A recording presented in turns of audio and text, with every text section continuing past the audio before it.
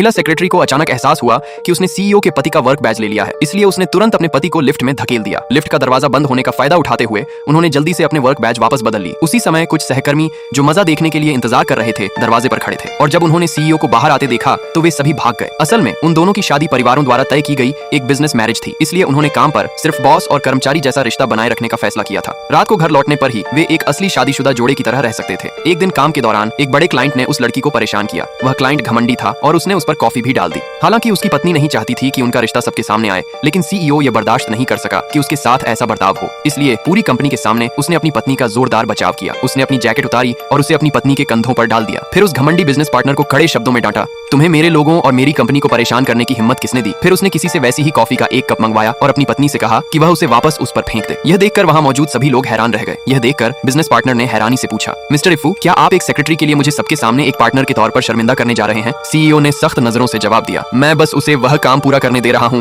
जो वह पहले पूरा नहीं कर पाई थी। अगर आप जानना चाहते हैं कि आगे क्या होगा तो इस वीडियो को लाइक करें, कमेंट में पार्ट 2 लिखें और सब्सक्राइब करना ना भूलें।